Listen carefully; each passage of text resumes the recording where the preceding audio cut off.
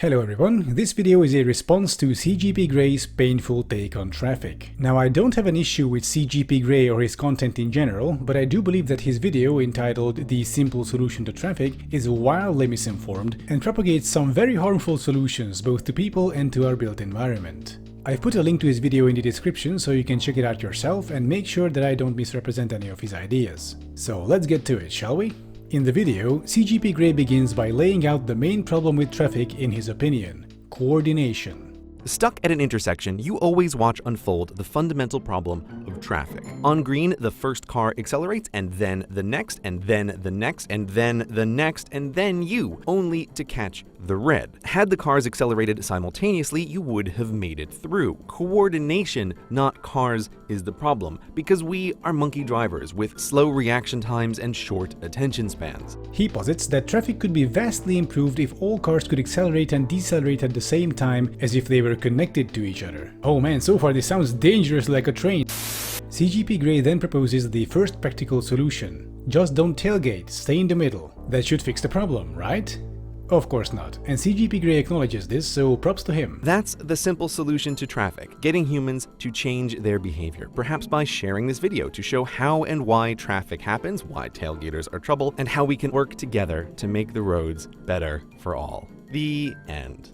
Except, yeah, wishing upon a star that people are better than they are is a terrible solution every time. CGP Grey then posits that we need a structurally systematized solution. Wow, you mean public transportation? Which is exactly what self-driving cars are.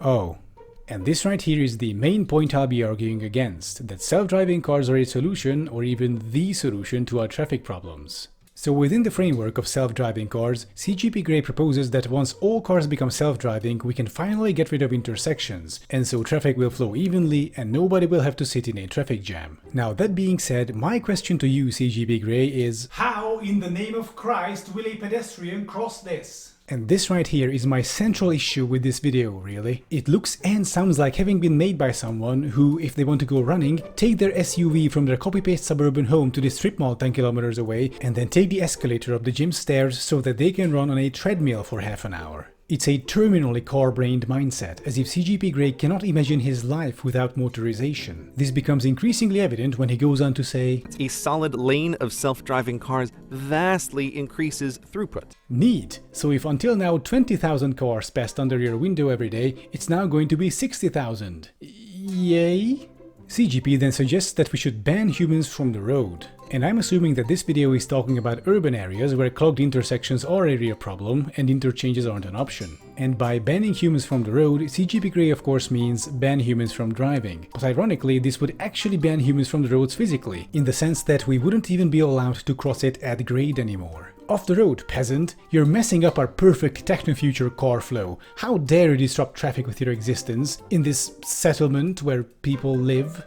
If this dystopian nightmare, traffic solution would become a reality, we would need to invest in a lot of costly underground and overground passages. You know, the things every city is desperately trying to get rid of because they're horrible. They're awkward to climb and not accessible for low mobility groups, unless you're willing to shell out tons of money for elevators. And it's not just a problem for wheelchair-bound and older people. Imagine spraining your ankle at work or something and then having to climb 10 flights of stairs just to get to the grocery store. Turning urban areas into obstacle courses for pedestrians only benefits drivers and make everyone else miserable. It's peak 1960s city planning, and CGP Grey's video is from 2016, which is impressive. Separating cars from people inside cities for a better traffic flow leads to all kinds of negative outcomes. And I know, because this has been tried before. This is a picture of the area in front of Prague main station from back in the day. As you can see, it's this archaic, low capacity, very low efficiency, very non-epic design. But thankfully some future visionaries got their hands on it and turned it into a high capacity, very high efficiency, fast, grade separate transit solution. And it also became one of the worst places inside the entire city. Beneath this 8-lane urban freeway there is a network of underpasses that are awkward to get to, but at night they offer a free mugging experience if you're into that sort of thing. But hey, in the name of fixing traffic, who wouldn't want to walk down a dark concrete hallway reeking of feces with heavy traffic rumbling above?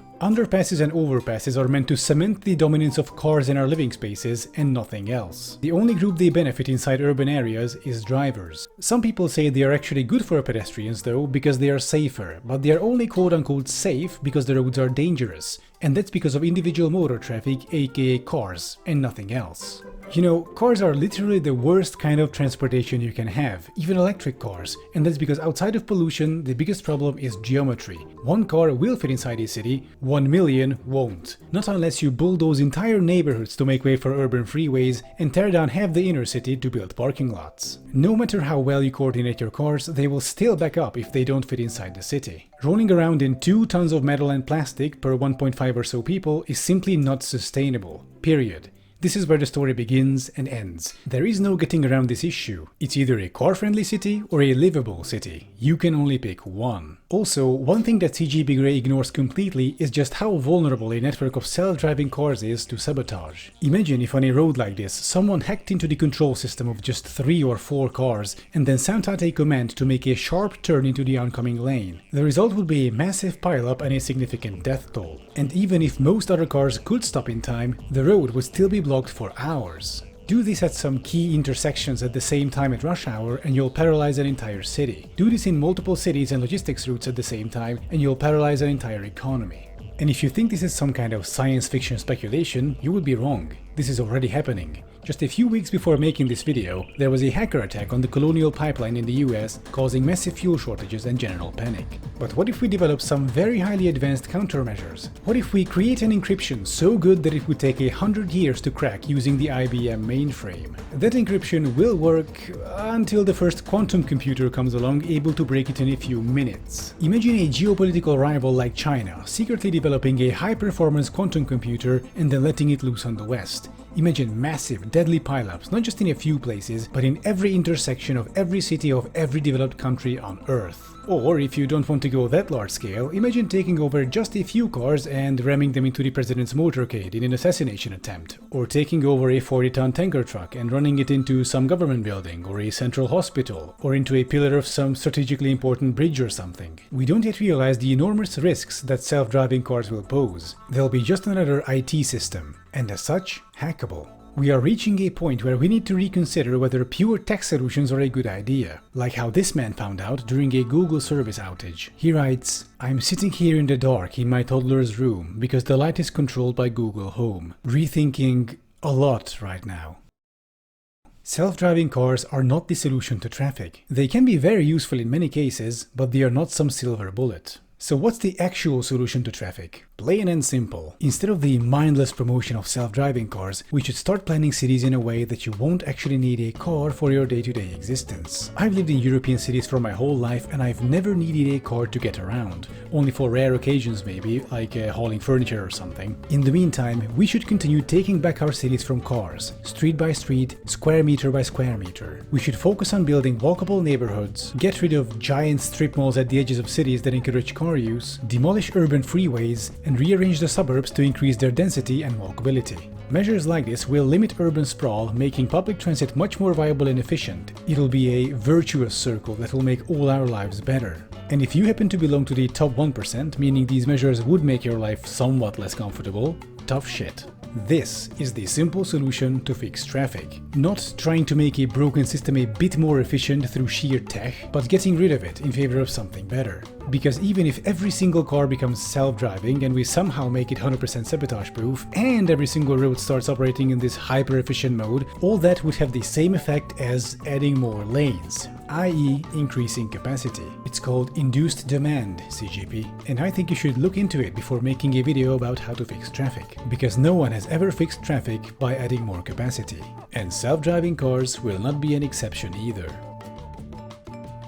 Thank you for watching. Please like and subscribe, and don't forget to check out my Patreon if you think this kind of content is worth your money. And I'll be seeing you next time.